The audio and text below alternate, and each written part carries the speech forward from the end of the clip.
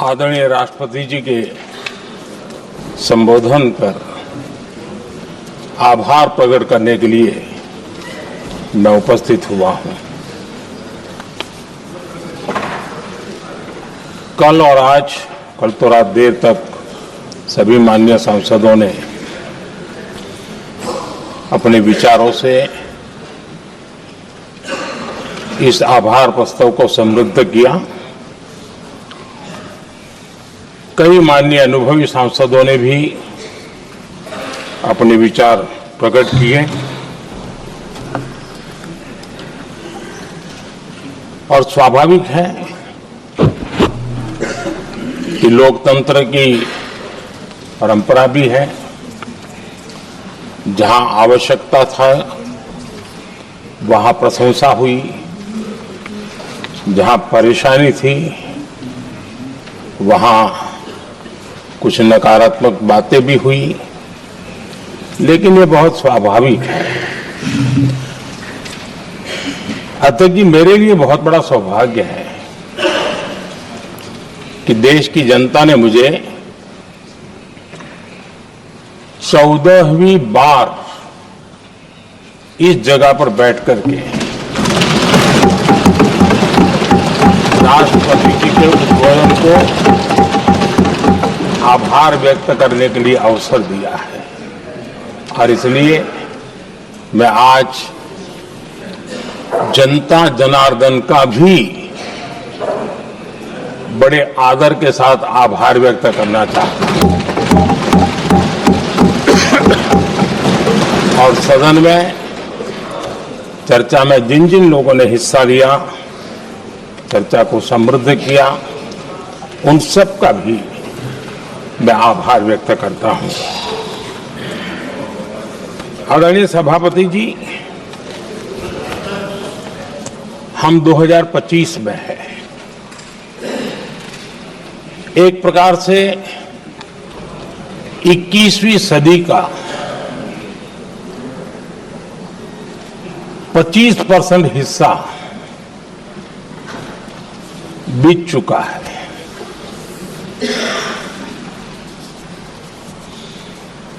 समय तय करेगा 20वीं सदी के आजादी के बाद और 21वीं सदी के प्रथम 25 साल में क्या हुआ, कैसा हुआ।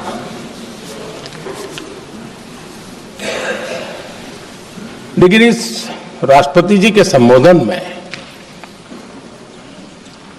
अगर हम बारीकी को अध्ययन करेंगे तो ये साफ नजर आता है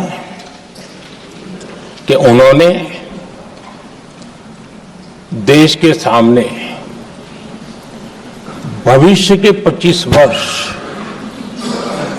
और विकसित भारत के लिए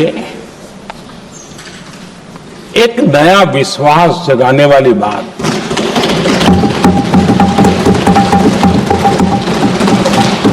एक प्रकार से आदरणीय राष्ट्रपति जी का ये उद्बोधन विकसित भारत के संकल्प को मजबूती देने वाला है, नया विश्वास पैदा करने वाला है और जन सामान्य को प्रेरित करने वाला है। आदरणीय सभापति जी, सारे अध्ययन बार बार ये कह चुके हैं कि गत 10 वर्ष में देश की जनता ने हमें सेवा करने का मौका दिया। 25 करोड़ देशवासी गरीबी को परास्त करके गरीबी से बाहर निकले।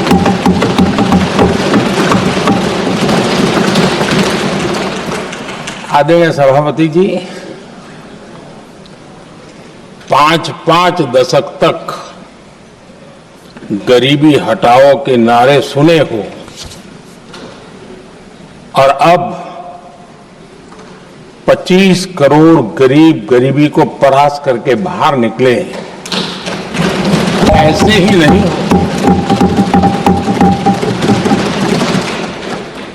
योजनाबद्ध तरीके से, समर्पित भाव से,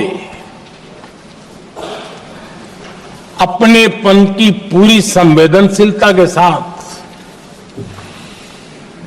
जब गरीबों के लिए जीवन खपाते हैं ना, तब ये होता है। आदरणीय सभापति जी, जब जमीन से जुड़े लोग जमीन की सच्चाई को जानते हुए जमीन पर जीवन खपाते हैं, तब जमीन पर बदलाव निश्चित होके रहता है।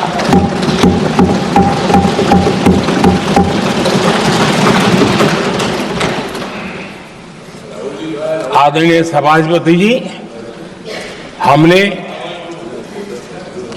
गरीब को झूठे नारे नहीं, हमने सच्चा विकास दिया।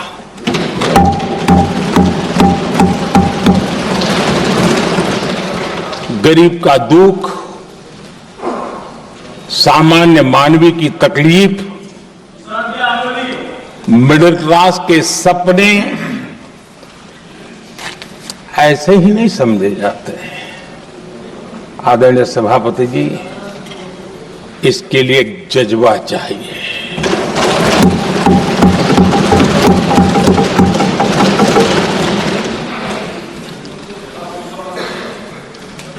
और मुझे दुख के साथ कहना है कि कुछ लोगों में ये है ही नहीं।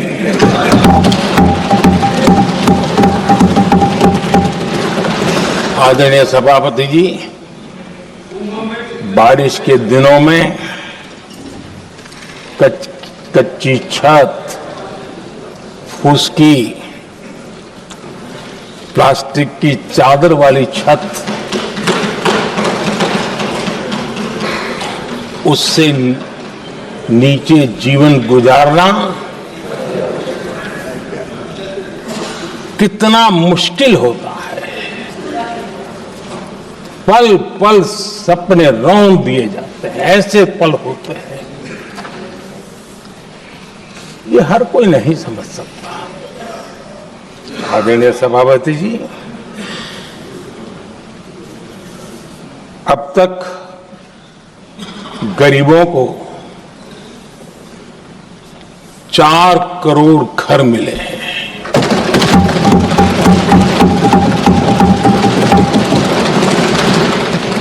जिसने उस जिंदगी को जिया है ना, उसे समझ होती है कि पक्की छत वाला घर मिलने का मतलब क्या होता है। आदरणीय सभापति जी, एक महिला जब खुले में शौच जाने के लिए मजबूर हो जाती है, वो या तो सूर्योदय के पहले या सूर्यास्त के बाद, कठिनाइयों के झेलने के बाद इस छोटा सा अपना नित्य कर्म करने के लिए निकल सकती है। तब उसे क्या तकलीफ होती थी, ऐसे लोग समझ नहीं सकते। आदरणीय सभापति जी, हमने 12 करोड़ से ज्यादा शौचालय बनाकर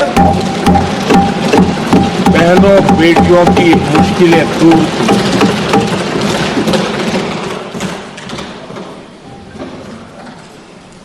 आदरणीय सभापति जी, आजकल मीडिया में ज्यादा ही चर्चा हो रही है, सोशल मीडिया में और अधिक हो रही है। कुछ नेताओं का फोकस घरों में जकूजी पर, स्टाइलिश शावर्स पर, लेकिन हमारा फोकस तो हर घर जल पहुंचाने पर है।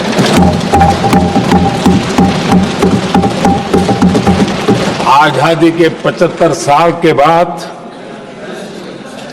देश में 75% करीब करीब 16 करोड़ से भी ज्यादा घरों के पास जल का करने के लिए नल का कनेक्शन नहीं था। हमारी सरकार ने 5 साल में 12 करोड़ परिवारों को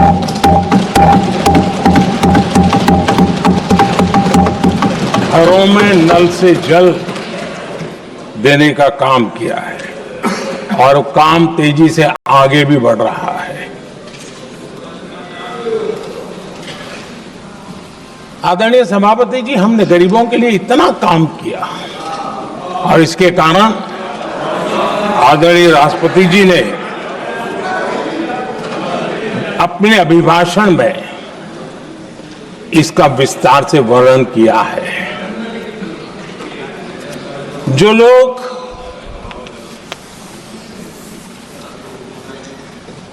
गरीबों की झोंपड़ियों में फोटो सेशन कराकर अपना मनोरंजन करते रहते हैं, उन्हें संसद में गरीबों की बात बोरिंग ही लगेगी।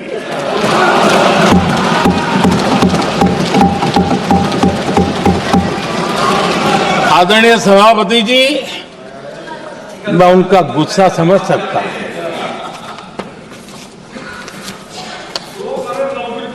आदरणीय सभापति जी,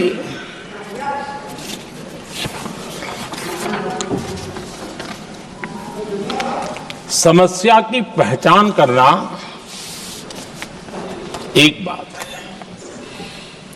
लेकिन अगर जिम्मेवारी है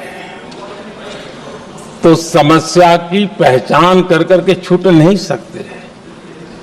उसके समाधान के लिए समर्पित भाव से प्रयास करना होता है। हमने देखा है और पिछले 10 साल के हमारे काम को देखा होगा और राष्ट्रपति जी के अभिभाषण में भी देखा होगा।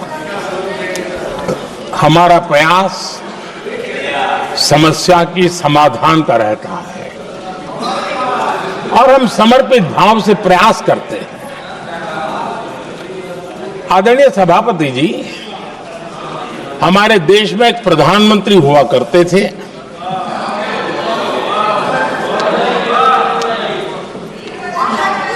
उनको मिस्टर क्लीन करने कहने की एक फैशन हो गई थी। उस प्रधानमंत्री जी को मिस्टर क्लीन कहने की फैशन हो गई थी। उन्होंने एक समस्या को पहचाना था और उन्होंने कहा था कि दिल्ली से 1 रुपया निकलता है तो गांव में 15 पैसा पहुंचता है। अब उस समय तो पंचायत से लेकर पार्लियामेंट तक एक ही पार्टी का राज था। पंचायत से पार्लियामेंट तक एक ही पार्टी का राज था और उस समय उन्होंने सार्वजनिक रूप से कहा था कि 1 रुपया निकलता है 15 पैसा पहुंचता है।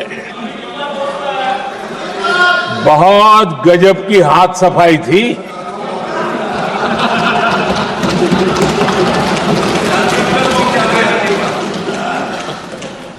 पंद्रह पैसा किसके पास जाता था, ये देश का सामान्य मानवी भी आसानी से समझ सकता है।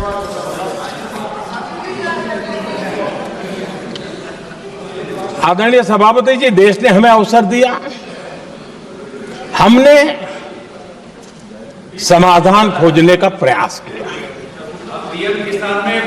हमारा मॉडल है बचत भी विकास भी। जनता का पैसा जनता के लिए। हमने जनधन, आधार,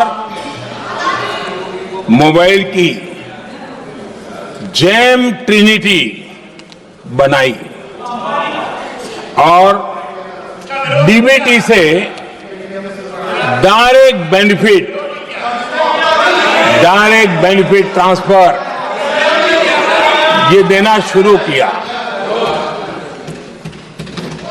आदरणीय सभापति जी, हमारे कार्यकाल में हमने 40 लाख करोड़ रुपया सीधा जनता जनार्दन के खाते में जमा किया। आदरणीय सभापति जी, इस देश का दुर्भाग्य देखिए, सरकारें कैसी चलाई गई, किसके लिए चलाई गई। माननीय सदस्य, मैं सबसे आपसे आग्रह कर रहा हूं, आप सदन की गरिमा बनाए रखें। बैठे बैठे कोई माननीय सदस्य टिप्पणी नहीं करे, उचित नहीं है, ये गलत तरीका है आपका। ये सदन की मर्यादा नहीं है आपकी। आप प्रोटेक्ट करना चाहते हो उनको इस तरीके से, गलत तरीका, ये गलत तरीका है। आप बैठे बैठे टिप्पणी करना चाहते हैं।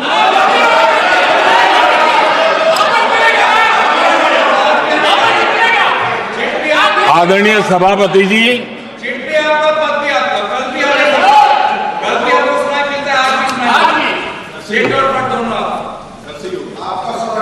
जब ज्यादा बुखार चढ़ जाता है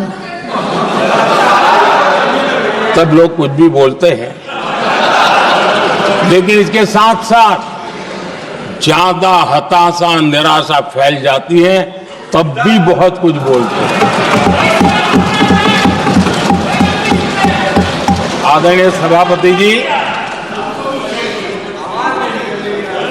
जिनका जन्म नहीं हुआ था, जो भारत की इस धरती पर अवतरित नहीं हुए थे, ऐसे 10 करोड़ फर्जी लोग सरकारी खजाने से अलग अलग योजनाओं का फायदा ले रहे थे। आदरणीय सभापति जी, सही को अन्याय न हो इसलिए राजनीतिक फायदा नुकसान की परवाह किए बिना हमने इन 10 करोड़ फर्जी नामों को हटाया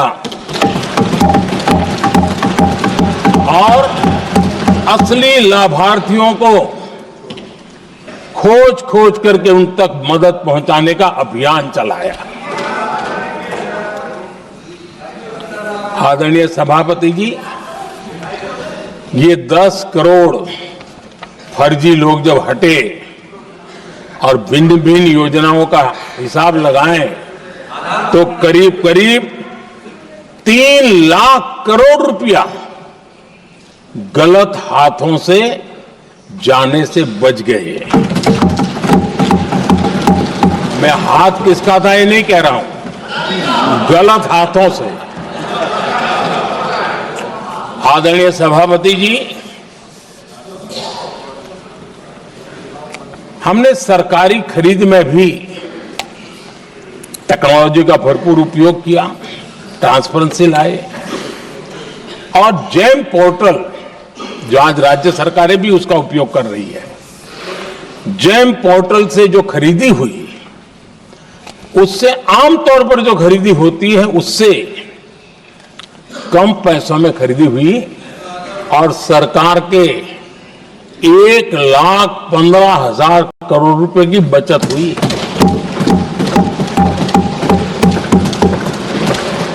आदरणीय सभापति जी, हमारी स्वच्छता अभियान का बहुत मजाक उड़ाया गया, ऐसा जैसे हमने कोई पाप कर दिया, कोई गलती कर दी, न जाने क्या क्या कहा जाता था। लेकिन आज मुझे संतोष से कहना है, इन सफाई के कारण हाल के वर्षों में सिर्फ सरकारी दफ्तरों से जो कबाड़ बेचा गया ना, उसमें 2300 करोड़ रुपया सरकार को मिले हैं। महात्मा गांधी ट्रस्टीशिप के सिद्धांत की बात करते थे। वो कहते थे कि हम ट्रस्टी हैं, ये संपत्ति जनता जनार्दन की है और इसलिए हम पाई पाई को एक ट्रस्टीशिप के सिद्धांत के आधार पर बचाने की और सही जगह पर उपयोग करने का प्रयास करते हैं। और तब जाकर के स्वच्छता अभियान से कबाड़ बेचकर 2300 करोड़ रुपया देश की सरकार के खजाने में आ रहा है।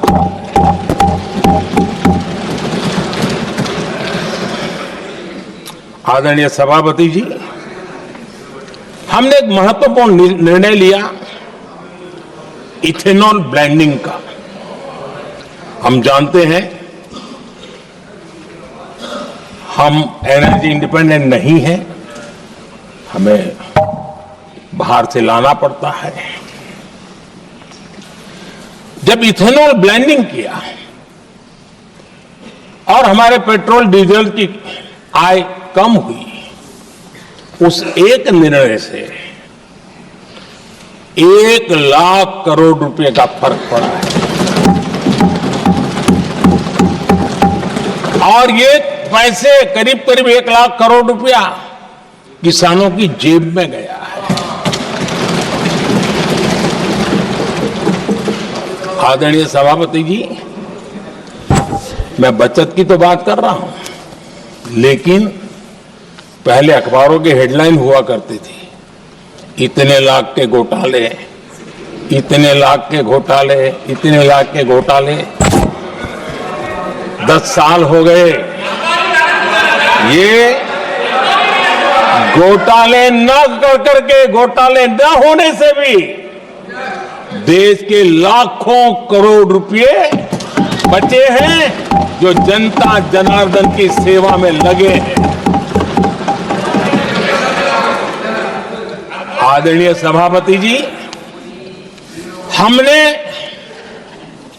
ये जो अलग अलग कदम उठाए, उससे लाखों करोड़ रुपए की बचत हुई, लेकिन उन पैसों का उपयोग हमने शीश महल बनाने के लिए नहीं किया।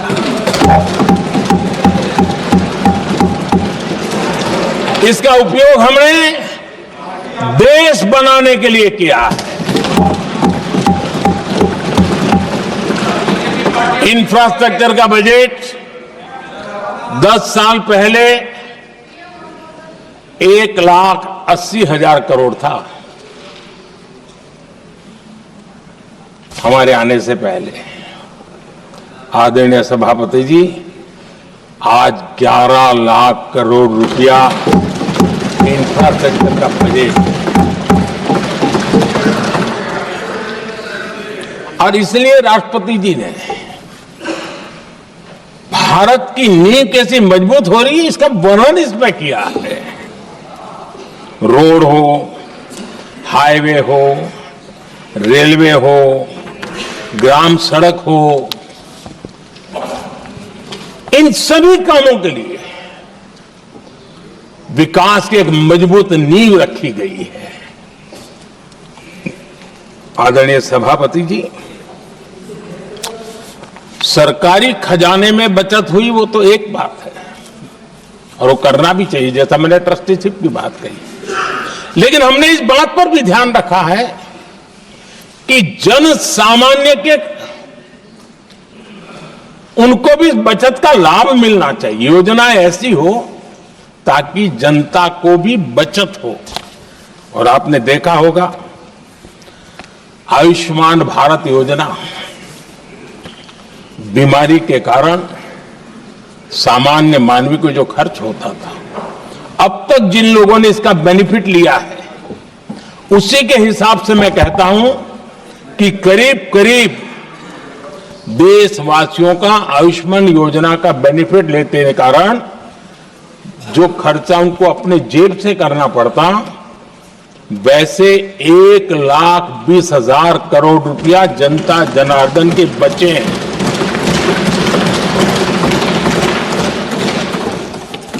ये आवश्यक है कि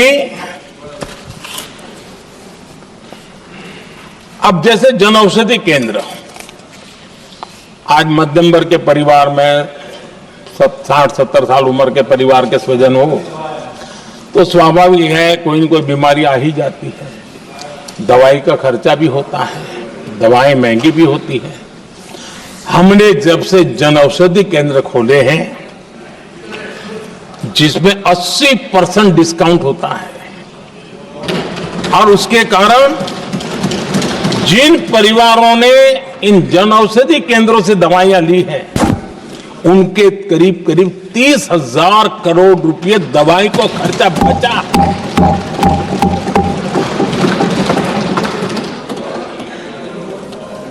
आदरणीय अध्यक्ष जी,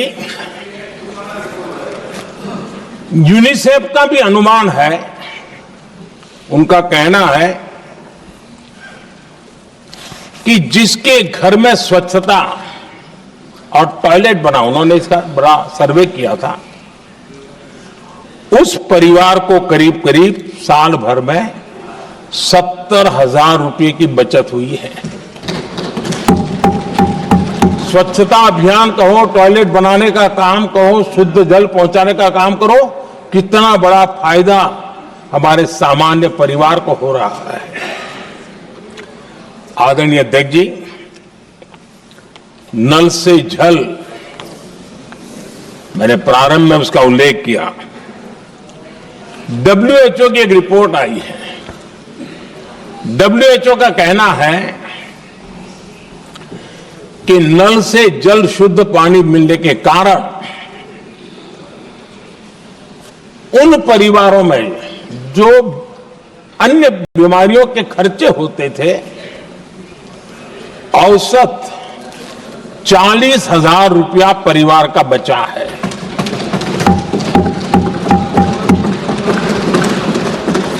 मैं ज्यादा गिन नहीं रहा हूं, लेकिन ऐसी अनेक योजना है जिन योजनाओं ने सामान्य मानवीय के खर्च में बचत की है।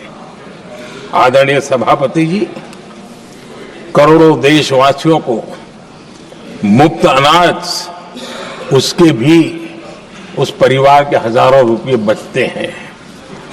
PM सूर्यघर मुफ्त बिजली योजना,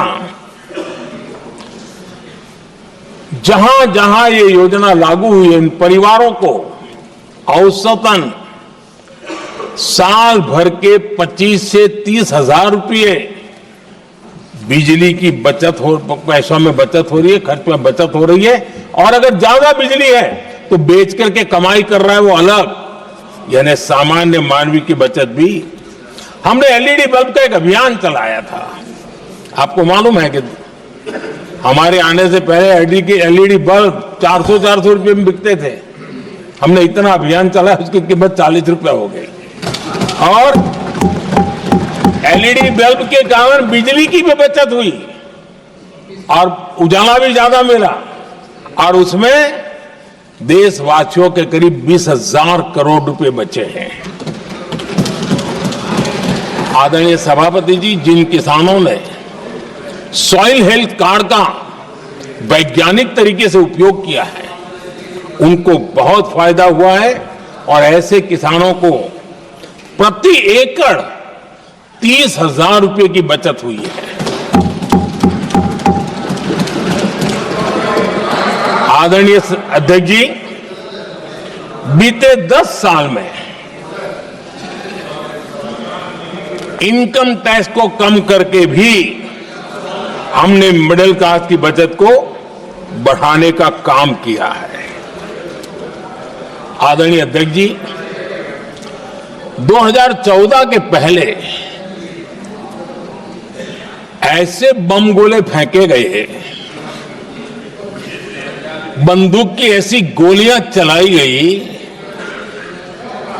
कि देशवासियों का जीवन छलनी कर दिया गया था। हमने धीरे धीरे उन घावों को भरते भरते आगे बढ़े। 2 लाख रुपया 2013-14 में 2 लाख रुपए, सिर्फ 2 लाख रुपए, उस पर इनकम टैक्स माफी थी। और आज 12 लाख रुपए संपूर्ण रूप से इनकम टैक्स से मुक्ति। और हमने बीच के कालखंड में भी, 14 में भी, 17 में भी, 19 में भी, 23 में भी हम लगातार ये करते आए, घाव भरते गए और आज बैंडेज बाकी था वो भी कर लिया। स्टैंडर्ड डिडक्शन,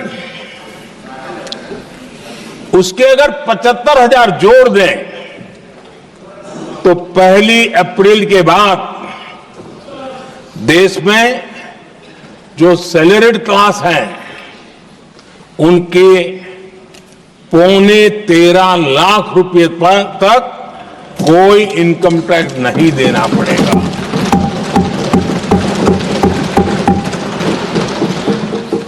आदरणीय सभापति जी, आप जिस समय युवा मोर्चा में काम करते थे तब एक बात आप सुनते होंगे, पढ़ते भी होंगे,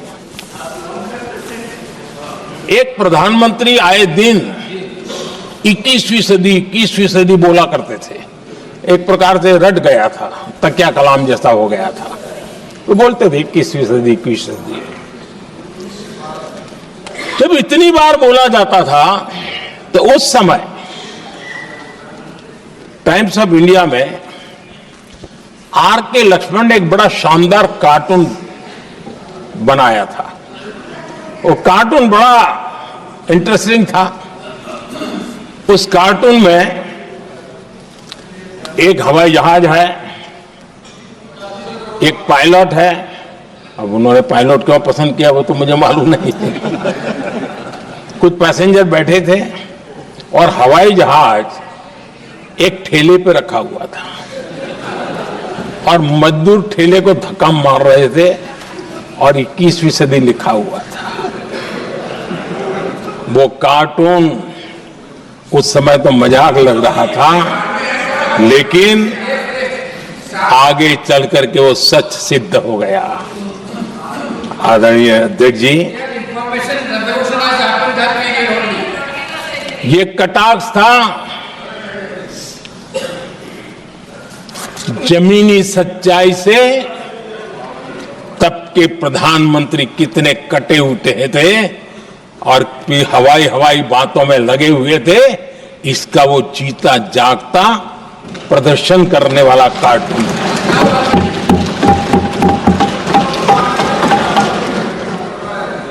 आदरणीय अध्यक्ष जी, जिन्होंने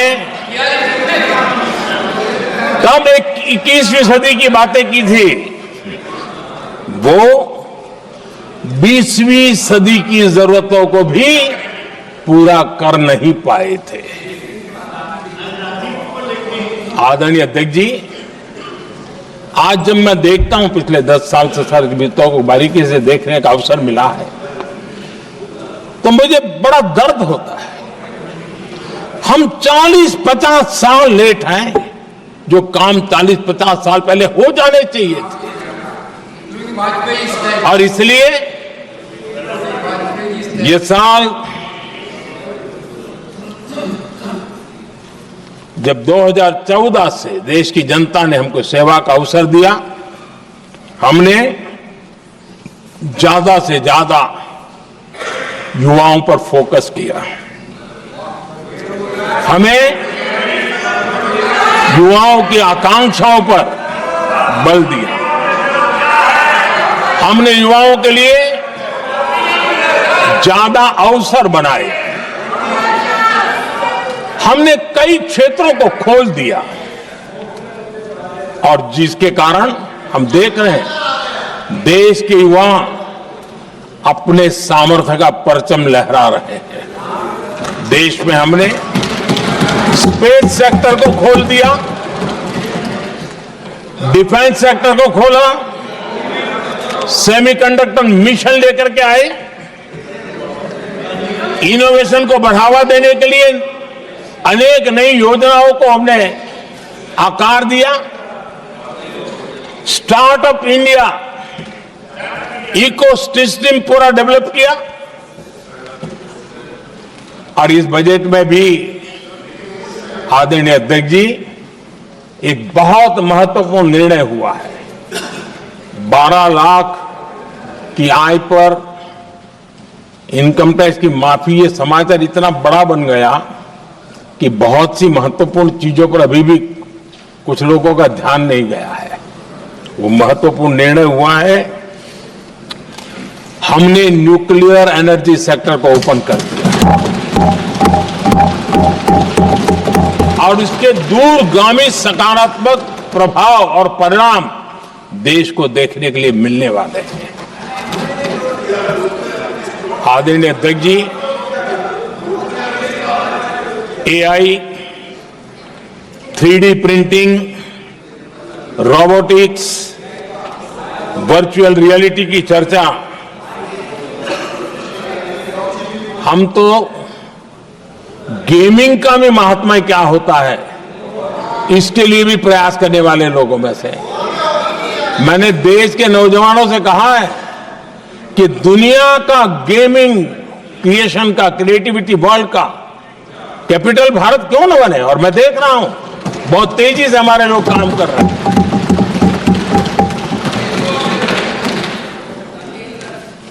कुछ लोगों को अब जब एआई की बात होती है, कुछ लोगों को अब ये शब्द फैशन में है तो बोला जाता है, लेकिन मेरे लिए सिंगल एआई नहीं है, डबल एआई। भारत की डबल ताकत है। एक एआई आर्टिफिशियल इंटेलिजेंस, दूसरा AI aspirational India.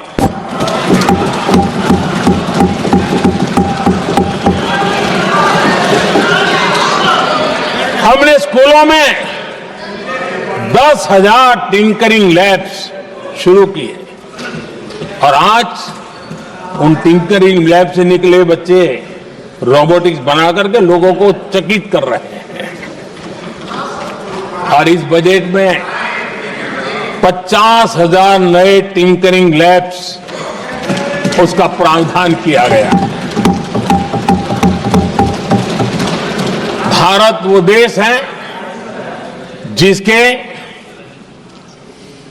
India AI mission को लेकर के पूरी दुनिया बहुत आशावादी है और विश्व के एआई प्लेटफॉर्म में भारत की मौजूदगी एक महत्वपूर्ण स्थान प्राप्त कर चुकी है। आदरणीय अध्यक्ष जी, इस साल बजट में हमने डीप टेक के डोमेन को में इन्वेस्टमेंट की बात की है और डीप टेक मैं समझता हूं हमारे लिए तेज गति से आगे बढ़ने के लिए और 21वीं सदी पूरी तरह टेक्नोलॉजी ड्रिवन सेंचुरी है। ऐसे में हमारे लिए आवश्यक है कि भारत डीप टेक के क्षेत्र में बहुत तेजी से आगे बढ़े। आदरणीय अध्यक्ष जी, हम लगातार युवा भविष्य को ध्यान में रखते हुए काम कर रहे हैं, लेकिन कुछ दल हैं जो लगातार युवाओं के साथ धोखा कर रहे हैं, उन्हें धोखा दे रहे हैं। ये दल चुनाव के दरमियान ये भत्ता देंगे, वो भत्ता देंगे, वादा तो करते हैं लेकिन पूरा नहीं करते हैं। ये दल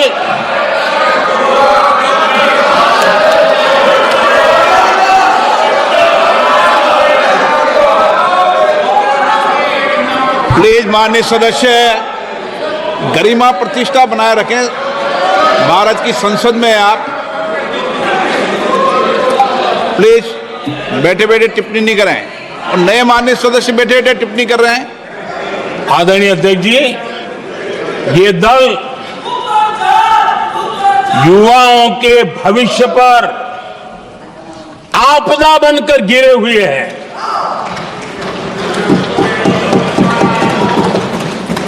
आदरणीय अध्यक्ष जी, हम कैसे काम करते हैं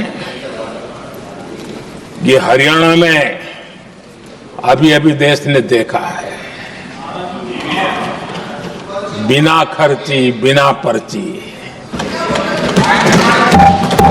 नौकरी देने का वादा किया था, सरकार बनते ही नौकरी मिल गई नौजवानों को।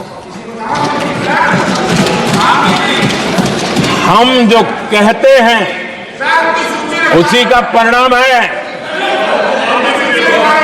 आदरणीय अध्यक्ष जी, हरियाणा में तीसरी बार भव्य विजय और हरियाणा में के इतिहास में तीसरी बार विजय, ये अपने आप में ऐतिहासिक घटना है। आदरणीय अध्यक्ष जी, महाराष्ट्र में भी ऐतिहासिक परिणाम, जनता जनार्दन के आशीर्वाद। महाराष्ट्र के इतिहास में सत्ता पक्ष के पास इतनी सीटें पहली बार, ये जनता जनार्दन के आशीर्वाद से हम करके आए हैं।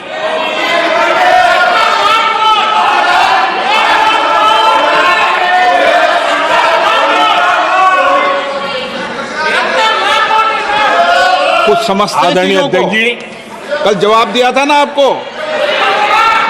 चलिए, आदरणीय राष्ट्रपति जी ने अपने अभिभाषण में हमारे संविधान के 75 वर्ष होने पर भी विस्तार से चर्चा की है। आदरणीय अध्यक्ष जी,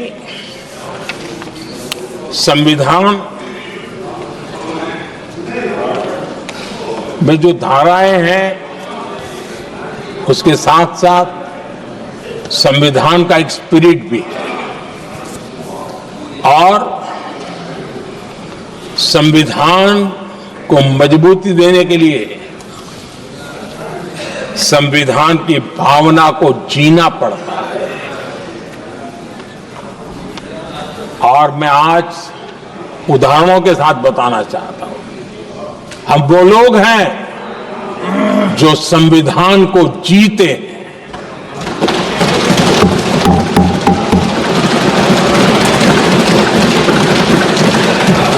आदरणीय अध्यक्ष महोदय, हमारे यहां ये बात सही है, परंपरा है कि राष्ट्रपति जी जब उद्बोधन करते हैं तो उस सरकार के उस साल के कार्यकाल का ब्यौरा देते हैं। उसी प्रकार से राज्यों में गवर्नर का जो उद्बोधन होता है सदन में, वो उस राज्य के कार्यकलापों का ब्यौरा देते हैं। संविधान और लोकतंत्र का स्पिरिट क्या होता है? जब गुजरात के 50 वर्ष हुए, गोल्डन जुबली ईयर मना रहे थे और सद्भाग्य से मुझे उस समय मुख्यमंत्री के रूप में सेवारत था मैं, तो हमने एक महत्वपूर्ण निर्णय किया। हमने किया इस गोल्डन जुबली ईयर में पिछले 50 वर्ष में सदन में जितने भी गवर्नर के भाषण हुए हैं, मतलब उस समय की सरकारों का ही वाहवाही उसमें होती है, हमने कहा कि उन 50 साल में जितने भी गवर्नर के भाषण हुए हैं सबको ही एक पुस्तक के रूप में तैयार किया जाए, ग्रंथ बनाया जाए और आज सभी लाइब्रेरीज में वो ग्रंथ अवेलेबल है। मैं तो बीजेपी वाला था, गुजरात में तो ज्यादातर कांग्रेस की सरकारें रही थी, उन सरकारों के गवर्नर के भाषण थे, लेकिन उसको भी प्रसिद्ध कराने का काम भाजपा से बना एक मुख्यमंत्री कर रहा था। क्यों? हम संविधान को जीना जानते हैं, हम संविधान को समर्पित है, हम संविधान के स्पिरिट को समझते हैं। आदरणीय अध्यक्ष जी, आप जानते हैं 2014 में जब हम आए तब मान्य विपक्ष नहीं था, रिकॉग्नाइज्ड अपोजिशन पार्टी नहीं थी, उतने अंक भी लेकर के कोई नहीं आए थे। भारत के अनेक कानून ऐसे थे कि हमें पूरी स्वतंत्रता थी उस कानून के हिसाब से काम करने की। अनेक कमेटियां ऐसी थी जिसमें लिखा था लीडर ऑफ द अपोजिशन उसमें आएंगे, लेकिन अपोजिशन था ही नहीं, रिकॉग्नाइज अपोजिशन नहीं था। ये हमारा संविधान जीने का स्वभाव था, ये हमारा संविधान का स्पिरिट था, ये हमारी लोकतंत्र की मर्यादाओं का पालन करने का इरादा था। हमने तय किया कि भले मान्य विपक्ष नहीं होगा, रिकॉग्नाइज अपोजिशन नहीं होगा, लेकिन जो सबसे बड़े दल का सब नेता है उसको मीटिंगों में बुलाएंगे। ये लोकतंत्र का स्पिरिट होता है, तब होता है।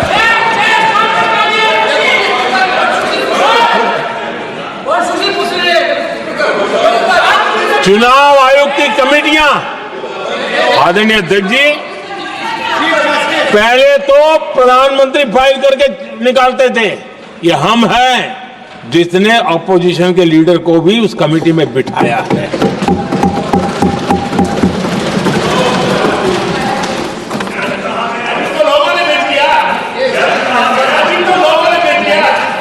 और हमने इसके लिए कानून भी बनाया और आज विधिवत रूप से इलेक्शन कमीशन बनेगा तो अपोजिशन लीडर भी उसके निर्णय की प्रक्रिया में हिस्सा होंगे।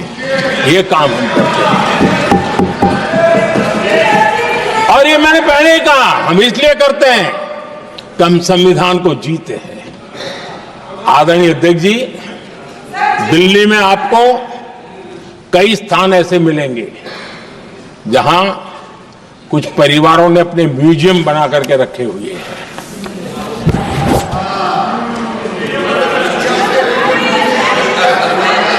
जनता जनार्दन के पैसों से काम हो रहा है। लोकतंत्र का स्पिरिट क्या होता है, संविधान को जीना किसको कहते हैं। हमने पीएम म्यूजियम बनाया और देश के पहले से लेकर के मेरे पूर्व तक के सभी प्रधानमंत्रियों के जीवन को और उनके कार्य को उस पीएम म्यूजियम बनाया गया है। और मैं तो चाहूंगा कि पीएम म्यूजियम में जो जो महापुरुष हैं उनके परिवारजनों ने समय निकाल करके उस म्यूजियम को देखना चाहिए और उसमें कुछ जोड़ने के लगता है तो सरकार का ध्यान आकर्षित करना चाहिए ताकि वो म्यूजियम समृद्ध हो और देश के बालकों को प्रेरणा। ये होता है संविधान की भावना।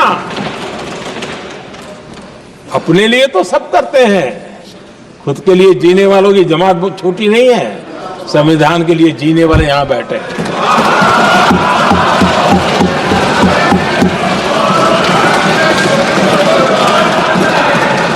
आदरणीय अध्यक्ष जी, जब सत्ता सेवा बन जाए तो राष्ट्र निर्माण होता है। जब सत्ता को विरासत बना दिया जाए तब लोकतंत्र खत्म हो जाता है।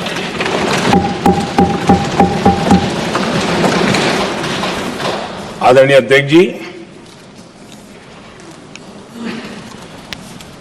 हम संविधान की भावना को लेकर के चलते हैं, हम जहर की राजनीति नहीं करते हैं।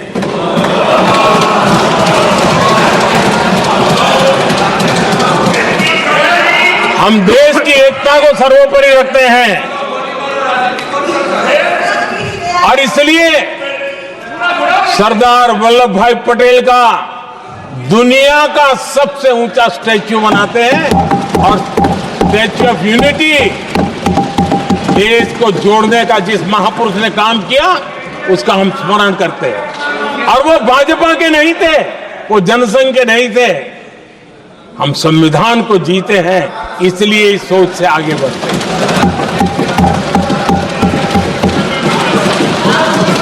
आदरणीय अध्यक्ष जी, ये देश का दुर्भाग्य है कि आजकल कुछ लोग अर्बन नक्सल की भाषा खुलेआम बोल रहे हैं।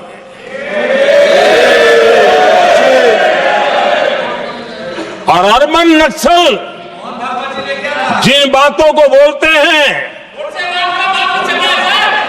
इंडियन स्टेट के सामने मोर्चा लेना,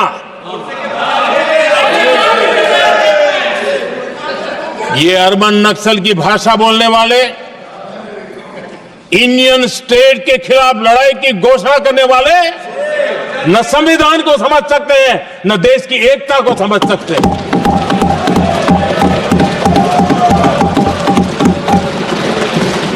आदरणीय अध्यक्ष जी,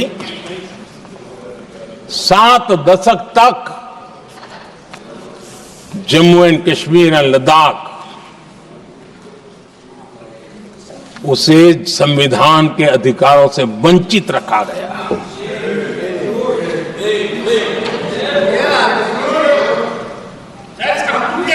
ये संविधान के साथ भी अन्याय था और जम्मू कश्मीर और लद्दाख के लोगों के साथ भी अन्याय था। हमने आर्टिकल 370 की दीवार गिरा दी। अब जम्मू कश्मीर और लद्दाख के उन राज्यों को, देशवासियों को जो अधिकार हैं, वो अधिकार उनको मिल रहे हैं। और संविधान का महात्म्य हम जानते हैं, संविधान की भावना को जीते हैं, इसलिए ऐसे मजबूत निर्णय भी हम करते हैं। आदरणीय अध्यक्ष जी, हमारा संविधान हमें भेदभाव करने का अधिकार नहीं देता है। जो लोग संविधान को जेब में लेकर के जीते हैं, उनको पता नहीं है कि आपने मुस्लिम महिलाओं को कैसी मुसीबतों में जीने के लिए मजबूर कर दिया था। हमने ट्रिपल तलाक का खात्मा कर करके संविधान की भावना के अनुरूप मुस्लिम बेटियों को हक देने का काम किया है, समानता का अधिकार दिया है।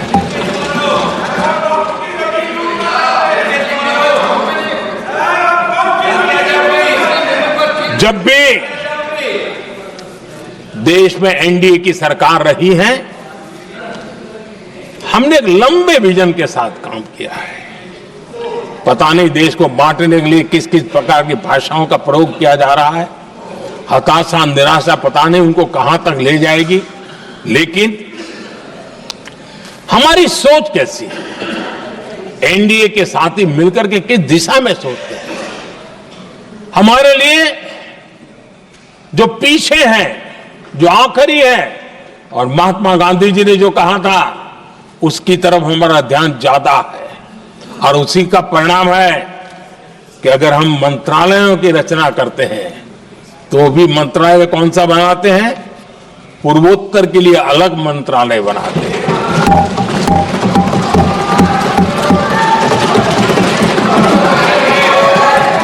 हम देश में इतने साल हो गए, अटल जी आए तब तक किसी को समझ नहीं आया था। भाषण तो देते रहते हैं, आदिवासियों के लिए अलग मंत्रालय एनडीए ने बनाया। आदरणीय अध्यक्ष जी, हमारे दक्षिण के राज्य समुद्री तट से जुड़े हैं, हमारे पूर्व के कई राज्य समुद्री तट से जुड़े हैं।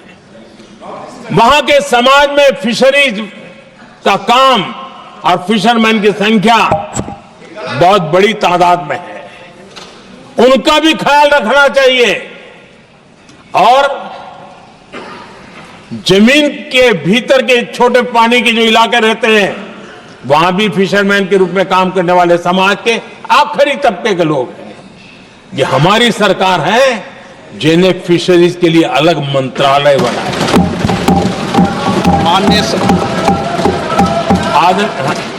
माननीय सदस्यों, अगर सभा की सहमति हो तो सभा की कार्रवाई इस विषय की समाप्ति तक बढ़ा दी जाए।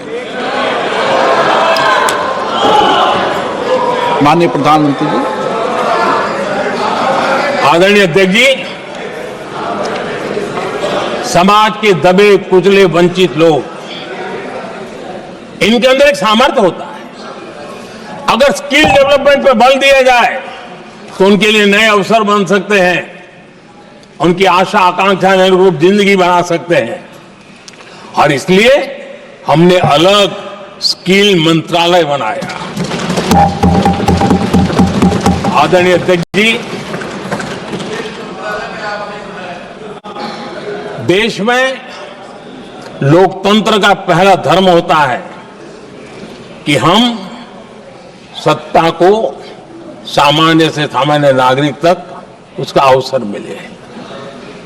और इस बात को ध्यान में रखते हुए भारत के कोऑपरेटिव सेक्टर को और समृद्ध बनाने के लिए और तंदुरुस्त बनाने के लिए देश के करोड़ों लोगों को जोड़ने का उसमें अवसर है।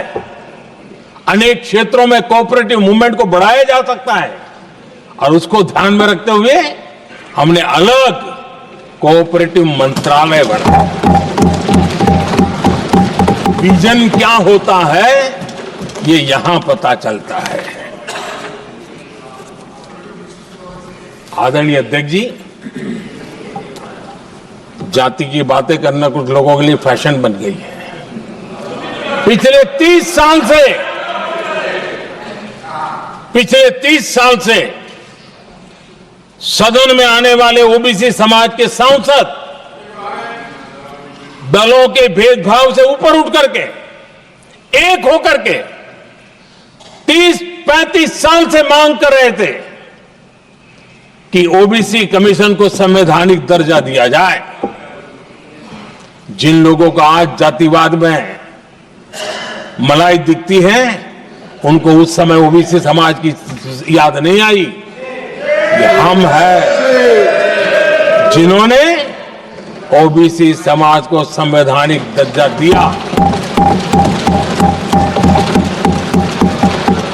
पिछड़ा वर्ग आयोग आज संवैधानिक व्यवस्था में जो है। आदरणीय अध्यक्ष जी, हर सेक्टर में एससी, एसटी, ओबीसी को ज्यादा से ज्यादा अवसर मिले, उस दिशा में हमने बहुत मजबूती के साथ काम किया है। मैं आज इस सदन के माध्यम से देशवासियों को उनके सामने एक अहम सवाल रखना चाहता हूं। और अध्यक्ष महोदय, जरूर देशवासी मेरे इस सवाल पर चिंतन भी करेंगे और चौराहे पर चर्चा भी करेंगे। कोई मुझे बताए, क्या एक ही समय में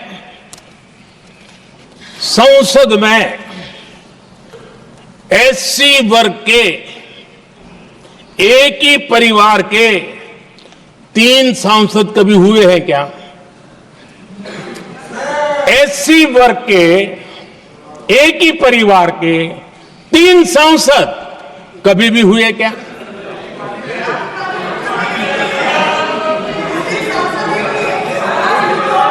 मैं दूसरा सवाल पूछता हूं,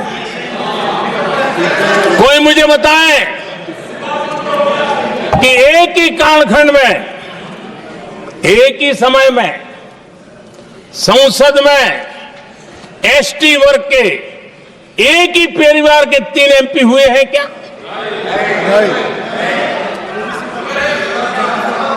आदरणीय अध्यक्ष जी, कुछ लोगों की वाणी और व्यवहार में कितना फर्क होता है, मेरे एक सवाल के जवाब में मिला।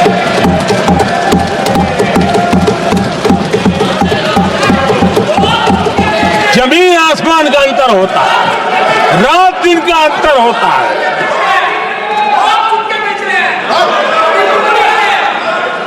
आदरणीय अध्यक्ष जी, हम SC ST समाज को कैसे सशक्त कर रहे हैं? आदरणीय अध्यक्ष जी, समाज में तनाव पैदा किए बिना एकता की भावना को बरकरार रखते हुए समाज के वंचितों का कल्याण कैसे किया जाता है, इसका मैं एक उदाहरण देता हूं।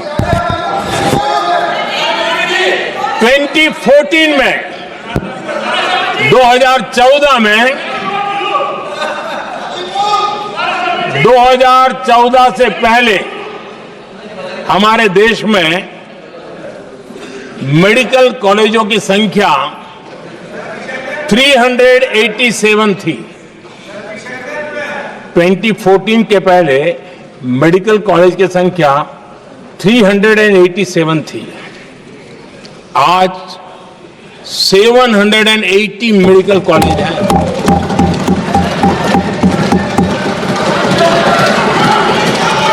अब मेडिकल कॉलेज बड़े हैं तो सीटें भी बड़ी हैं। ये बहुत महत्वपूर्ण एंगल है आदरणीय अध्यक्ष जी, और इसलिए कॉलेजें बड़ी हैं, सीटें भी बड़ी हैं।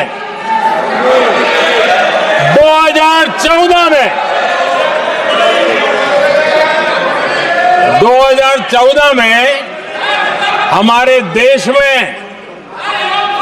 SC छात्रों की 2014 से पहले हमारे देश में SC छात्रों की MBBS की सीट 7,700 थी।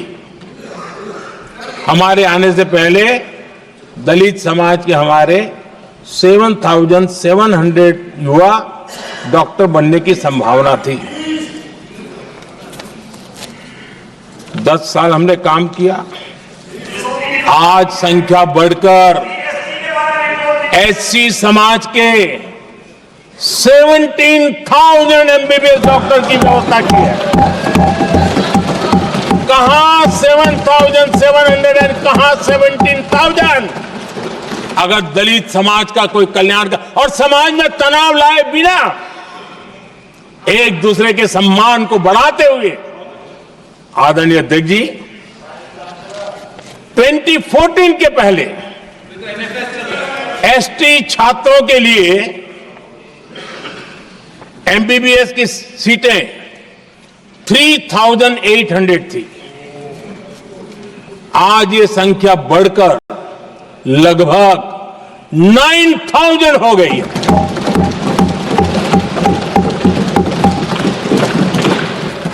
(2014) के पहले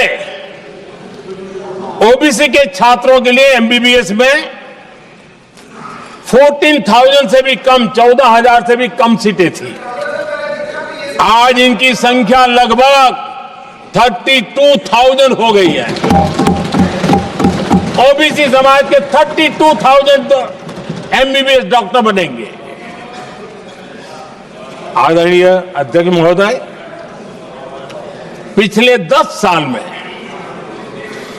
हर सप्ताह एक नई यूनिवर्सिटी बनी है।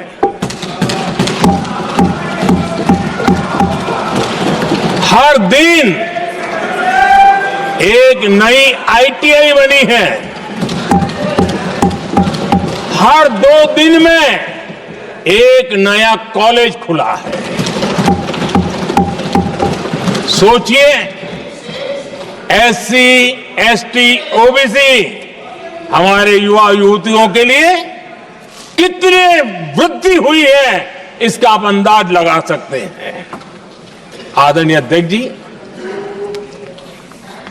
हम हर योजना के पीछे लगे हैं 100% सिचुएशन, 100% उसको लागू करें। उसके जो भी लाभार्थी हैं वो उसमें छूट न जाए, उस दिशा में हम काम कर रहे हैं। पहले, ताकि हम चाहते हैं कि जिसका हक है उसको मिलना चाहिए। अगर योजना है, उसका हक है, तो उस तक पहुंचना चाहिए। 1 रुपया और 15 पैसा वाला खेल नहीं चल सकता। लेकिन कुछ लोगों ने क्या किया, मॉडल ही ऐसा बनाया कि कुछ ही लोगों को दो, औरों को तड़पाओ और तुष्टीकरण की राजनीति करो। देश विकसित भारत बनाने के लिए तुष्टीकरण से मुक्ति पानी होगी। हमने रास्ता चुना है संतुष्टीकरण, तुष्टीकरण नहीं, संतुष्टीकरण। और उस रास्ते पर हम चले हैं। हर समाज, हर वर्ग के लोगों को बिना भेदभाव के जो उसके हक का है वो उसको मिलना चाहिए। ये है संतुष्टीकरण। और मेरे हिसाब से जब मैं 100% सैचुरेशन की बात करता हूं तो उसका मतलब होता है एक असल में सामाजिक न्याय है, ये असल में सेकुलरिज्म है और असल में ये संविधान का सम्मान है। आदरणीय अध्यक्ष जी, संविधान की भावना है सबको बेहतर स्वास्थ्य मिले, और आज कैंसर डे भी है।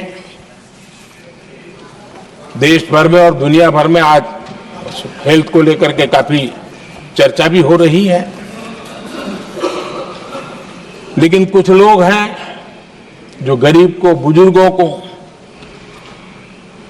आरोग्य की सेवाएं देने मिले उसमें अड़ंगे डाल रहे हैं, और वो भी अपने राजनीतिक स्वार्थ के कारण।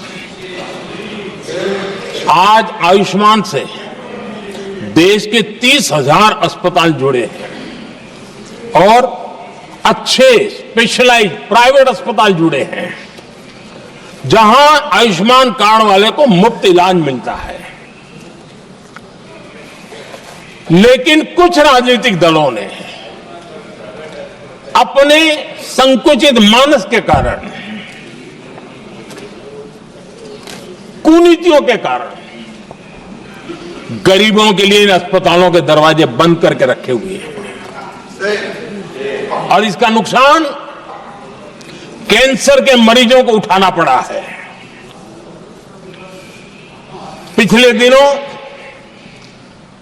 पब्लिक हेल्थ जर्नल लैंसेट की स्टडी आई है। उसका कहना है कि आयुष्मान योजना से समय पर कैंसर का इलाज शुरू हो रहा है। सरकार कैंसर की जांच कराने के संबंध में बहुत ही गंभीर है, क्योंकि जितना जल्दी जांच हो, जितना जल्दी ट्रीटमेंट शुरू हो, हम कैंसर पेशेंट को बचा सकते हैं। और लैंसेट ने आयुष्मान योजना को क्रेडिट देते हुए कहा है कि भारत में इस दिशा में बहुत बड़ा काम हुआ है। आदरणीय अध्यक्ष जी, इस बजट में भी हमने कैंसर की दवाइयों को सस्ते करने की दिशा में बहुत बड़ा महत्वपूर्ण कदम उठाया। इतना ही नहीं, एक महत्वपूर्ण जो निर्णय लिया है वो आने वाले दिनों में, और जब आज कैंसर डे है तो मैं जरूर कहना चाहूंगा सभी माननीय सांसद इसका लाभ ले सकते हैं अपने इलाके के ऐसे मरीजों के लिए, और वो है मरीजों को, आप जानते हैं अस्पताल उतने नहीं होने के कारण भी काफी दिक्कत रहती है बाहर से आने वाले पेशेंट को। 200 डे केयर सेंटर बनाने का निर्णय इस बजट में किया गया। ये डे केयर सेंटर पेशेंट को भी, उसके परिवार को भी बहुत बड़ी राहत देने वाला काम करेगा। आदरणीय अध्यक्ष महोदय जी, राष्ट्रपति जी के भाषण की चर्चा के समय यहां विदेश नीति की भी चर्चा हुई, और कुछ लोगों को लगता है जब तक फॉरेन पॉलिसी नहीं बोलते तब तक वो मैच्योर नहीं लगते, इसलिए उनको लगता है फॉरेन पॉलिसी फॉरेन पॉलिसी तो बोलना चाहिए। फिर भले ही देश का नुकसान हो जाए। मैं ऐसे लोगों को जरा कहना चाहता हूं, अगर उन्हें सच में फॉरेन पॉलिसी सब्जेक्ट में रुचि है और फॉरेन पॉलिसी को समझना है और आगे जाकर के कुछ करना भी है, ये मैं शशि जी के लिए नहीं कह रहा हूं। तो मैं ऐसे लोगों को कहूंगा, एक किताब जरूर पढ़े। हो सकता है उनको बहुत फिर कहां क्या बोलना उतनी समझ हो जाएगी। वो किताब का नाम है JFK's forgotten crisis. JF Kennedy की बात है। JFK's फॉरगॉटन क्राइसिस नाम की किताब है। ये किताब एक प्रसिद्ध फॉरेन पॉलिसी स्कॉलर ने लिखी है और इसमें महत्वपूर्ण घटनाओं का जिक्र है। इस किताब में भारत के पहले प्रधानमंत्री, और वो विदेश नीति को भी नेतृत्व करते थे,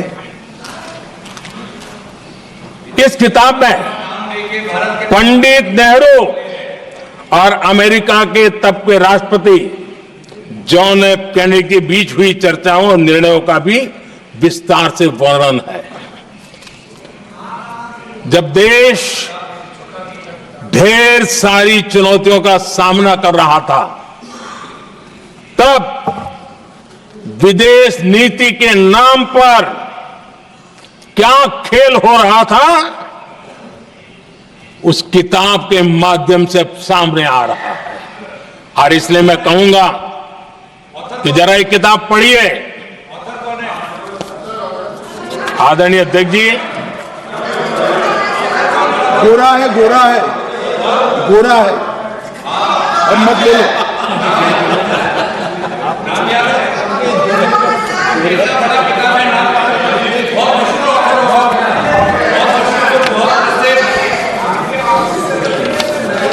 आदरणीय अध्यक्ष जी, राष्ट्रपति जी के अभिभाषण के बाद एक महिला राष्ट्रपति जी, एक गरीब परिवार की बेटी, उनका सम्मान न कर सके, आपकी मर्जी, लेकिन क्या क्या कहकर उनको अपमानित किया जा रहा है।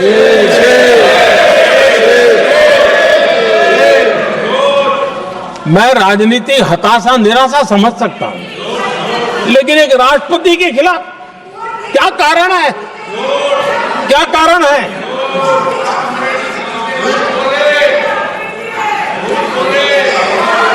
आदरणीय अध्यक्ष जी, आज भारत इस प्रकार की विकृत मानसिकता को छोड़ करके, उस सोच को छोड़ करके, विमेन लेड डेवलपमेंट के मंत्र को लेकर के आगे बढ़ रहा है। अगर आधी आबादी उसको अगर पूरा अवसर मिले तो भारत 2 गुनी रफ्तार से आगे बढ़ सकता है, और ये मेरा विश्वास है। 25 साल से इस क्षेत्र में काम करने के बाद मेरा विश्वास और दृढ़ हुआ है। आदरणीय अध्यक्ष जी,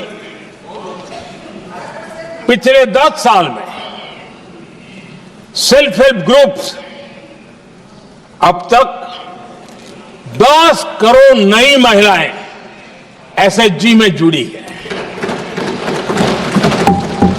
और ये महिलाएं वंचित परिवारों से हैं, ग्रामीण बैकग्राउंड से है। समाज के अंतिम पायदान पर बैठी इन महिलाओं का सामर्थ्य बढ़ा, उनका सामाजिक स्तर भी ऊपर उठा, और सरकार ने इनकी मदद 20 लाख रुपए तक बढ़ा दी है, ताकि वो काम को आगे बढ़ा सकें, उनकी कार्यक्षमता बढ़े, उसका स्केल बढ़े, उस दिशा में हम प्रयास कर रहे हैं। और उसका आज ग्रामीण अर्थव्यवस्था पर बहुत ही सकारात्मक प्रभाव हो रहा है। आदरणीय अध्यक्ष जी, राष्ट्रपति जी ने अपने अभिभाषण में लखपति दीदी अभियान की चर्चा की है। हमारी नई सरकार तीसरी बार बनने के बाद अब तक जो जानकारियां रजिस्टर हुई है उस हिसाब से 50 लाख से ज्यादा लखपति दीदी की जानकारी हम तक पहुंची है। और जब से मैंने इस योजना को आगे बढ़ाया है, अब तक करीब करीब 1.25 करोड़ महिलाएं लखपति दीदी बनी हैं। और हमारा लक्ष्य है कि हम 3 करोड़ महिलाओं को लखपति दीदी बनाएंगे और इसके लिए आर्थिक कार्यक्रमों का बल दिया जाएगा। आदरणीय अध्यक्ष जी, आज देश के अनेक गांवों में ड्रोन दीदी की चर्चा हो रही है। एक मनोवैज्ञानिक परिवर्तन गांवों में आया है। महिला के हाथ में ड्रोन चलाते हुए देख के गांव के लोगों का महिला के प्रति देखने का नजरिया बदल रहा है। और आज नमो ड्रोन दीदी खेतों में काम कर करके लाखों रुपया कमाने लगी हैं।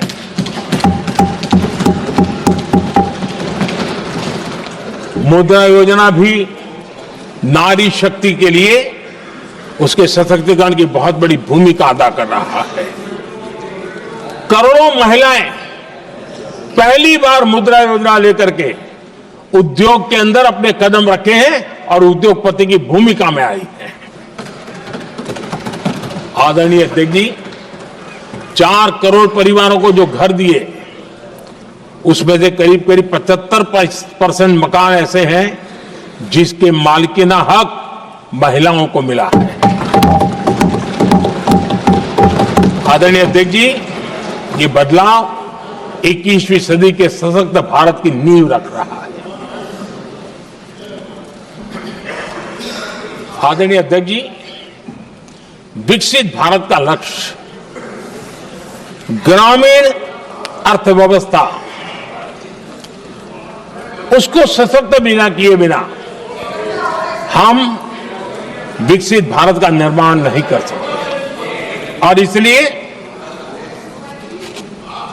रूरल इकोनॉमी के हर क्षेत्र को हमने स्पर्श करने का प्रयास किया है। और हम जानते हैं रूरल इकोनॉमी में खेती किसानी का बहुत महत्व रहता है। विकसित भारत के 4 स्तंभों में हमारा किसान एक मजबूत स्तंभ है। बीते दशक में खेती के बजट में 10 गुना वृद्धि की गई है, 10 टाइम। 2014 के बाद की बात मैं बताता हूं और ये बहुत बड़ा जंप है।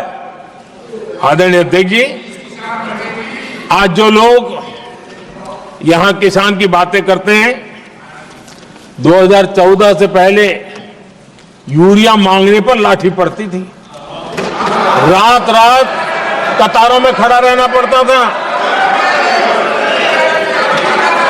और वो जमाना था जब खाद किसानों के नाम पर निकलती थी लेकिन खेत में नहीं पहुंचती थी, कहीं और ही काले बाजारी में, और 1 रुपया 15 पैसा वाला हाथ की सफाई का खेल चलता था।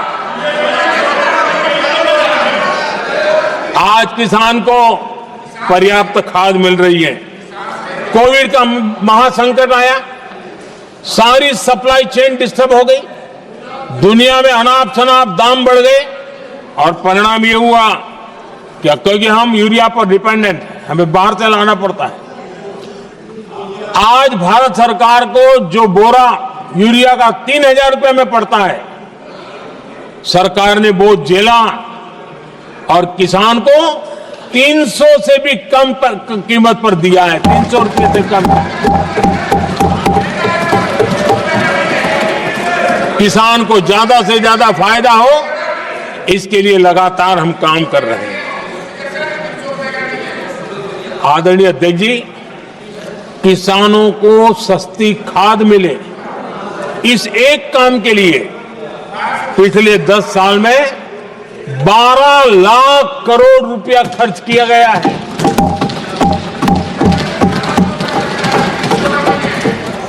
पीएम किसान सम्मान निधि, उसे करीब 3.5 लाख करोड़ रुपए डायरेक्ट किसान के खाते में पहुंचे हैं। हमने रिकॉर्ड एमएसपी भी बढ़ाया और पहले की तुलना में बीते दशक में 3 गुना अधिक हमने खरीदी की है।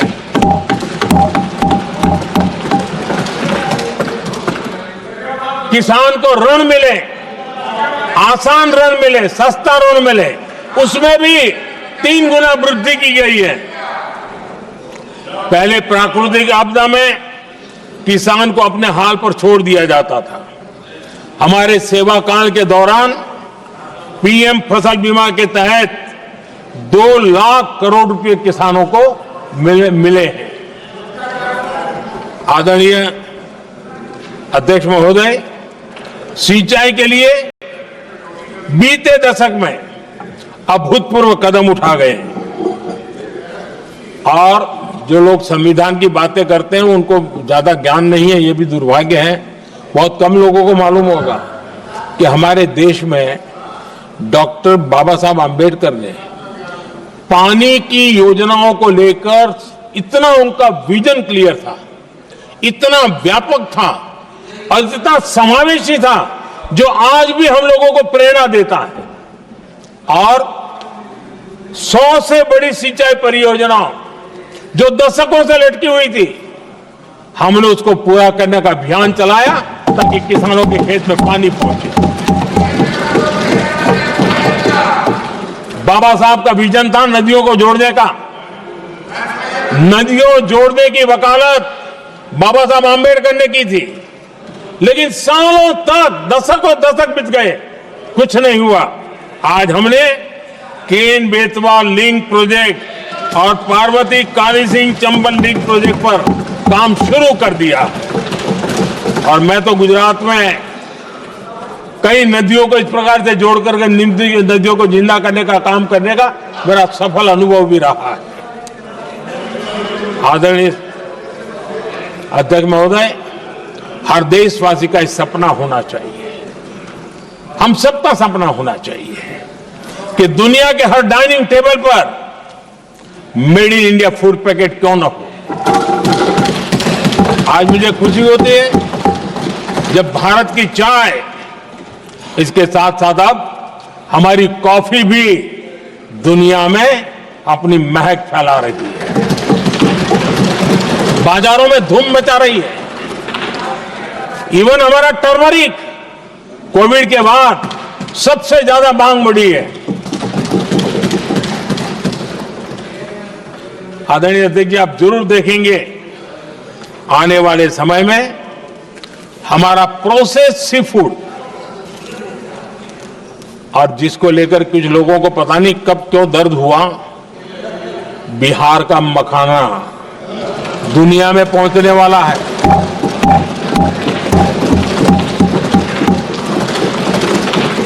हमारा मोटा अनाज यानी श्री अन्न, ये भी दुनिया के बाजारों में भारत की शान बढ़ाएगा। आदरणीय अध्यक्ष महोदय, विकसित भारत के लिए फ्यूचर रेडी शहर वो भी बहुत जरूरी है। हमारा देश बहुत तेजी से अर्बनाइजेशन की ओर बढ़ रहा है और इसे चुनौती और संकट नहीं मानना चाहिए, इसे अवसर मानना चाहिए और हमने उस दिशा में काम आगे करना चाहिए। इंफ्रास्ट्रक्चर का विस्तार अवसरों का प्रसार होता है। जहां कनेक्टिविटी बढ़ती है वहां संभावनाएं भी बढ़ती हैं। दिल्ली यूपी को जोड़ने वाली पहली नमो रेल, उसका लोकार्पण था और मुझे भी उसमें यात्रा करने का अवसर मिला। ऐसी कनेक्टिविटी, ऐसा इंफ्रास्ट्रक्चर भारत के सभी प्रमुख शहरों को पहुंचे, ये हमारी आने वाले दिनों की जरूरत है और हमारी दिशा। आदरणीय अध्यक्ष जी, 10 साल में दिल्ली का नेटवर्क डबल हुआ और आज टियर 2, टियर 3 सिटी में भी मेट्रो नेटवर्क पहुंच रहा है। आज हम सभी गर्व कर सकते हैं, आज भारत का मेट्रो नेटवर्क 1000 किलोमीटर पार कर गया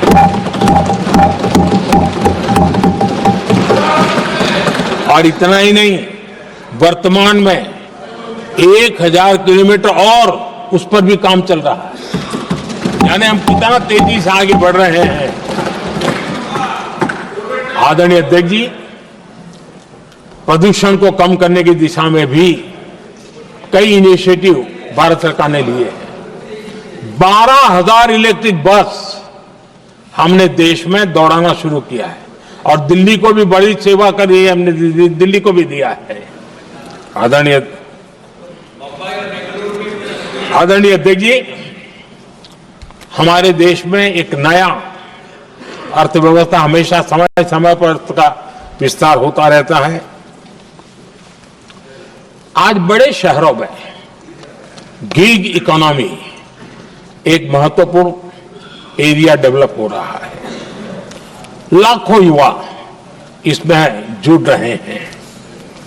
हमने इस बजट में कहा है कि ई श्रम पोर्टल पर ऐसे गिग वर्कर अपनी रजिस्ट्री करवाएं और वेरिफिकेशन के बाद उनको इस न्यू एज सर्विस इकोनॉमी है उसको हम किस प्रकार से सहायता कर सकें और उनको एक आईडी कार्ड मिले ई श्रम पोर्टल पे आने के बाद। और हमने कहा है कि इन गिग वर्कर्स को आयुष्मान योजना का भी लाभ दिया जाएगा ताकि गिग वर्कर को एक सही दिशा में जाने की सुविधा मिलेगी।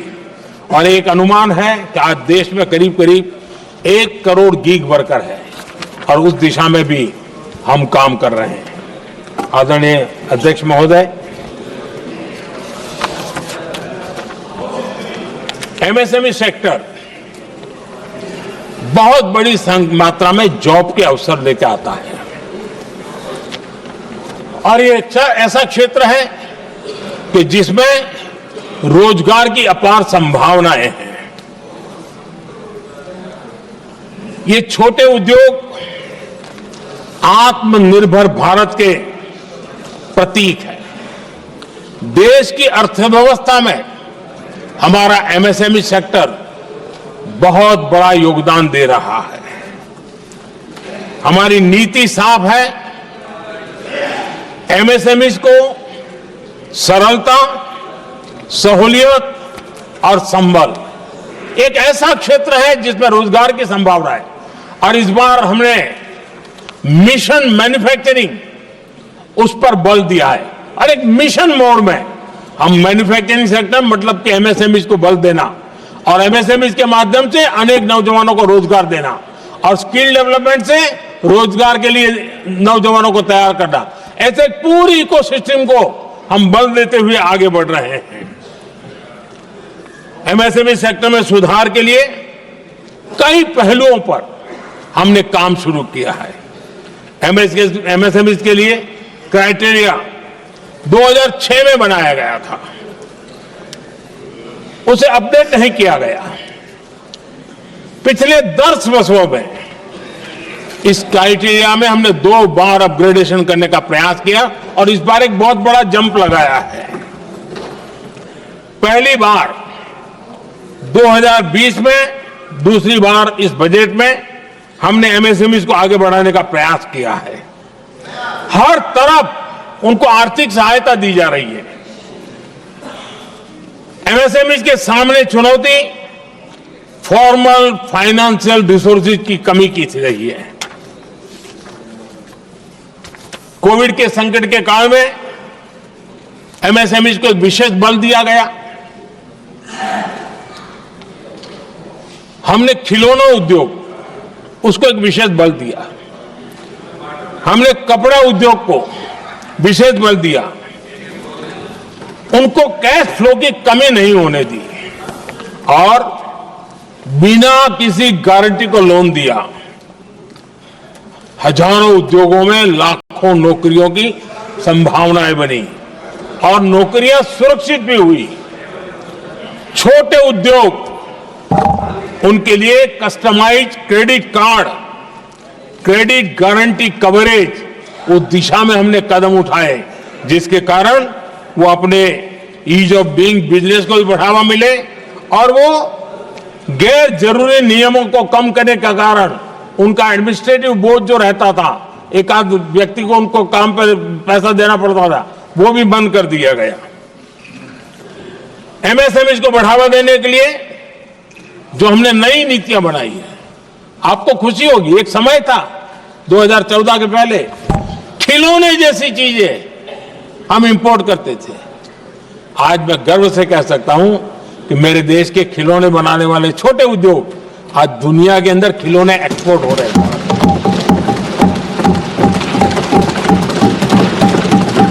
और आयात में बहुत बड़ी गिरावट आई है।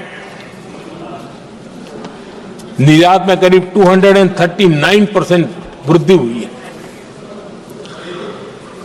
एमएसएमई के जरिए संचालित ऐसे कई सेक्टर्स हैं जो दुनिया भर में अपनी पहचान बना रहे हैं। मेड इन इंडिया कपड़े, इलेक्ट्रॉनिक्स, इलेक्ट्रिकल गुड्स के सामान आज दूसरे देशों के जीवन का हिस्सा बन रहा है। आदरणीय अध्यक्ष जी, विकसित भारत के सपने को पूरा करने के लिए देश आगे बढ़ रहा है और बड़े आत्मविश्वास के साथ आगे बढ़ रहा है। विकसित भारत का सपना ये कोई सरकारी सपना नहीं होता है, वो 140 करोड़ देशवासियों का सपना है और इस सपने को हम सब ने जितनी ऊर्जा दे सकते हैं देने का प्रयास करना है। और दुनिया में उदाहरण है, 20-25 साल के कालखंड में दुनिया के कई देश विकसित बनकर के दिखाया है। तो भारत के पास तो सामर्थ्य अपार है।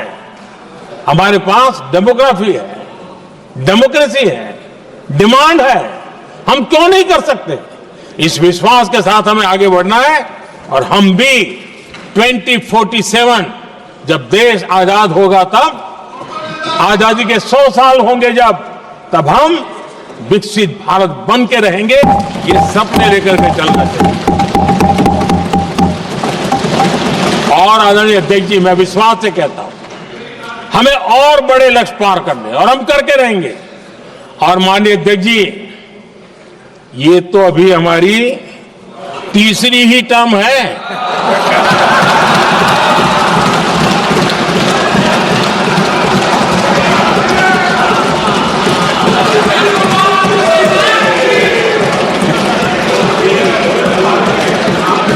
हम देश की आवश्यकता के अनुसार आधुनिक भारत बनाने के लिए, सक्षम भारत बनाने के लिए और विकसित भारत का संकल्प साकार करने के लिए हम आने वाले अनेक वर्षों तक जुटे रहने वाले हैं।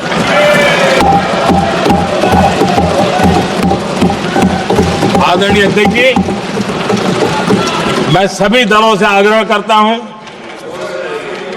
सभी नेताओं से आग्रह करता हूं, देशवासियों से आग्रह करता हूं, अपनी अपनी राजनीतिक विचारधाराएं होंगी, अपने अपने राजनीतिक कार्यक्रम होंगे, लेकिन देश से बड़ा कुछ नहीं हो सकता है।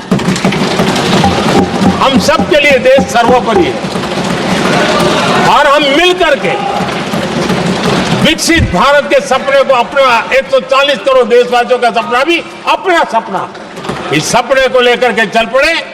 देश विकसित होगा, हमारे बाद की जो पीढ़ियां होगी वो कहेगी कि 2025 में एक संसद ऐसी थी जहां बैठा हुआ हर सांसद विकसित भारत के सपने के लिए पूरा करने के लिए काम कर रहा था। आदरणीय अध्यक्ष जी, मैं राष्ट्रपति जी के अभिभाषण पर अपना धन्यवाद व्यक्त करते हुए आपका भी आभार व्यक्त करता हूं, सदन का भी आभार व्यक्त करता हूं। धन्यवाद। धन्यवाद। प्रस्ताव पर श्री अमरा राम जी, प्रोफेसर सौगत राय जी, श्री एन के प्रेमचंद्र जी, सुधाकर सिंह जी, श्री लालजी वर्मा, विशाल दादा, प्रकाश बाबू पाटिल एवं टी सुमिति। 5 दशक तक सिर्फ गरीबी हटाओ के नारे सुने। प्रधानमंत्री ये बात कह रहे थे। 25 करोड़ गरीब गरीबी को हराकर बाहर निकले हैं और गरीबों को झूठे नारे नहीं बल्कि हमने सच्चा विकास दिया है। अपनी सरकार के बारे में बता रहे थे कि क्या कुछ किया गया। राष्ट्रपति के अभिभाषण पर चर्चा में प्रधानमंत्री की तरफ से आज जवाब पेश किया गया, जवाब दिया गया सदन को। और राष्ट्रपति के अभिभाषण पर प्रधानमंत्री मोदी ने जवाब दिया और इशारों इशारों में कई बातें कही। कुछ लोग झोपड़ी में फोटो सेशन करवाते हैं, गरीबों को झूठे नारे हमने नहीं दिए, सच्चा विकास किया। क्या कुछ काम हुआ है, इसके बारे में उन्होंने विस्तार से अपनी बात भी कही है।